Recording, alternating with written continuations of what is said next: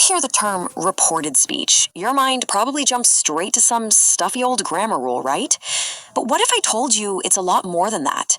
What if it's actually about how we share stories, how we pass on information, and maybe most importantly, how we decide whose voice gets heard? Today, we're going to unpack that hidden power. Okay, let's kick things off with something super simple. Someone says to you, "I can help you tomorrow." The words are clear, the meaning's direct. This is our starting point, and you'll see we're going to keep coming back to it. But now imagine you're telling someone else what she said. This is where you hit that classic grammar snag. Do you say, "She said she would help," or do you say, "She will help"? It seems like such a tiny detail, but trust me, this choice, it changes everything. We're going to figure out which one is right, and more importantly, why.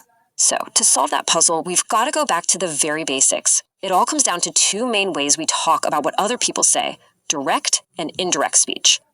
Okay, so what's the deal here? Well, direct speech is basically like hitting the record button. You repeat the exact words someone spoke, and you wrap them up in quotation marks. It's a literal quote.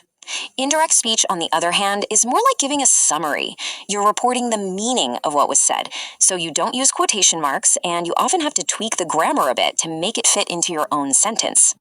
All right, now let's get into the big rule. You know, the one they probably drilled into you in English class. This is the one that causes all the confusion when you're trying to change direct speech into indirect speech. The fancy term for this is backshifting, and at its core, it's a pretty simple idea.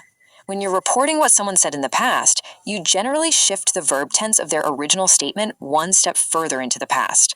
This table here lays it all out for us, nice and clear. A verb in the present tense, like works, gets shifted back to the past tense, worked. And boom, there's the answer to our first question. I will help becomes she would help, and I can help becomes she could help. You're essentially creating a past tense point of view. But, and this is a big but, this is where things get really interesting. See, out in the real world, people break this backshifting rule all the time, and they do it for really good reasons. The textbook way isn't always the best way. Just take this classic example. The teacher originally said, "The sun rises in the east." Now, if we followed the rule blindly, we'd report it as, "The teacher said the sun rose in the east." But that sounds weird, right? It almost implies the sun might not rise in the east anymore, so we keep it in the present tense.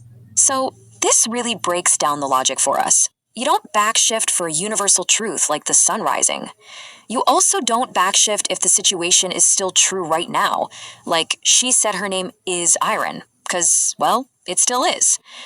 And for our original example, since it's about a future event, you can absolutely say she promised she will help to really emphasize that the promise still stands. The bottom line? Context is king. Okay, so let's shift gears a bit. We're going to move from pure grammar rules to, well, to art, and see how really skilled writers can bend these concepts to create something incredibly powerful. This incredible technique is called free indirect speech. And it's this really cool, kind of magical style that just blurs the line between the narrator's voice and a character's own inner monologue.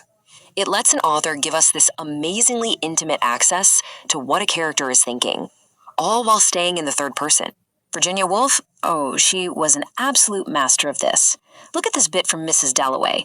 It starts off sounding like a narrator, but then it just slides seamlessly into Mrs. Dalloway's personal thoughts and feelings. And it was intolerable. Whose voice is that really? The narrator's or the character's? It's both, and that perfect blend gives you this deep, intimate connection to her mind. So how can you spot this in the wild when you're reading?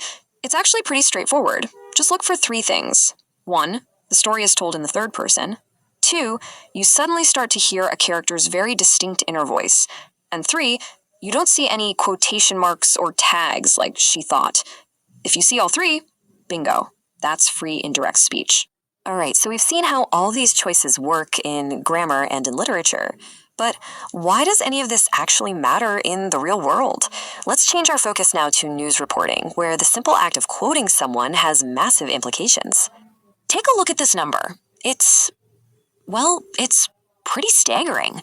A 2023 study looked at 5 major Canadian news outlets and found that just 29.41% of all the quotes they used were attributed to women, just under 30%. That's not even 1 in 3. And when you break it down by publication, you can see the story gets even more detailed. The public broadcaster, CBC News, came in highest at almost 37%, while the Globe and Mail and the National Post were down around 25% and 22%. What this data shows, loud and clear, is a huge imbalance in whose voices are being chosen to explain, to comment on, and ultimately to shape the news we read. And this, right here, this gets to the heart of the matter. It's not just about numbers. The simple act of deciding who gets quoted directly influences our perception of who holds authority in our world. It sends this powerful, unspoken message about who we as a society consider important. So, from a little tense shift all the way to these massive choices made by writers and journalists, it's pretty clear that reported speech is way more than just grammar, isn't it? It's a tool with real, tangible power. And it leaves us all with a question to think about. Whether you're writing an email, sharing a story with a friend, or posting something online, you're making these choices too. So,